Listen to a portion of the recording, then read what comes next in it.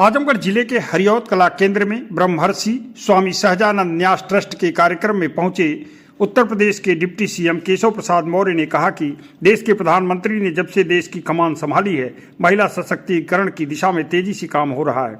उन्हें आत्मनिर्भर बनाने के लिए हर स्तर पर प्रयास किए जा रहे हैं। आज उसी का नतीजा है कि देश की महिलाएं प्रत्येक क्षेत्र में भारत ही नहीं पूरी दुनिया में अपना परचम फैला रही हैं। पद्मश्री डॉक्टर सुनील डवास सामने इसकी उदाहरण है। प्रधानमंत्री ने राजनीति के क्षेत्र में महिलाओं को 33% की हिस्सेदारी दी है और यदि राजनीति के क्षेत्र में काम करने वाले लोगों ने अपने सही दिशा में काम नहीं किया तो वह दिन दूर नहीं होगा कि महिलाओं की हिस्सेदारी 66% भी हो सकती है। सुनिए उन्होंने क्या कहा।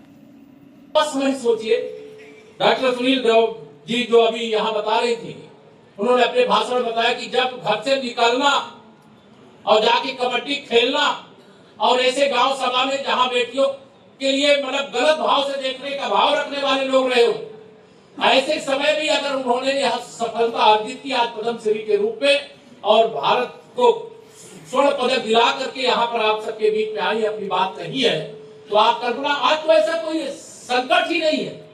आज बेटी और बेटे एक साथ आगे बढ़ रहे हैं।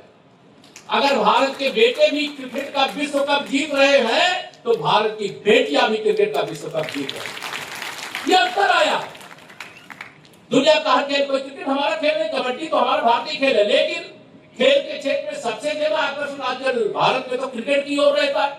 लेकिन आज क्रिकेट की विश्व विजेता बेटियां हैं। बेटियां गर्व होता है, कुछ भी आपके लिए असंभव नहीं। और माननीय प्रधानमंत्री श्री नरेंद्र मोदी जी तो 2013 में जब प्रधानमंत्री पद के उम्मीदवार बने भारतीय जनता पार्टी की ओर से, तो उसी समय से बेटी बचाओ, बेटी पढ़ाओ, बेटी को आगे बढ़ाओ, हर क्षेत्र में आगे बढ़ाओ, यह उन्होंने स्वप्न देखा और उसे साकार करने के लिए आप सब देखे हैं कि पिछले कार्यकाल में नारी शक्ति बंधन अधिनियम 2023 भारत के नए संसद भवन का जो पहला कानून है, बेटियों को, महिलाओं को राजनीतिक क्षेत्र में 33% आरक्षण का कानून बन गया। आने वाले समय में आप केवल परिवार को चलाने का काम नहीं करेंगे, प्रदेश और देश को भी चलाने का अवसर माननीय प्रधानमंत्री श्री नरेंद्र मोदी जी ने दिया। 33%। मैं एक दिन कह रहा था, देखिए क्षमता इतनी है, जो नारी शक्ति, जो ज्ञान की बात यहाँ हमारे सहजानंद जी ने, मानस जी ने यहाँ रखी है ना, कुछ ब्रह्मर्षि जी के स्मरण में, तो उसमें यह मैं कह सकता हूँ 4 उसमें विषय है। जो चारों विषय है उसमें क्या क्या है? गरीब, युवा, अन्नदाता और नारी, मतलब नारी शक्ति। और नारी शक्ति इतनी सच्चा में अगर उसको अवसर मिल जाए, असंभव को भी संभव कर देगी। यह विश्वास मेरे प्रधानमंत्री जी का, मेरा भी। हम लोग महिला सशक्तिकरण के लिए बहुत काम कर रहे हैं सहयोग से। आजकल नगर क्षेत्र में तो बहुत कुछ हो रहा है, लेकिन ग्रामीण क्षेत्र में भी महिला सशक्तिकरण की दिशा में ऐतिहासिक काम हो रहा है। आने वाले समय में ये 33%, ये ध्यान रखें, अगर हम ठीक से समाज की सेवा का अगर व्रत लिए हैं जो राजनीति करने वाले, उनको ये ध्यान रखना चाहिए, अगर ठीक से काम नहीं करेंगे तो ठीक से काम तो बेटियां करती हैं, नारियां करती हैं। और आने वाले 33% को 66% हो जाए तो बड़ा आश्चर्य मत करना।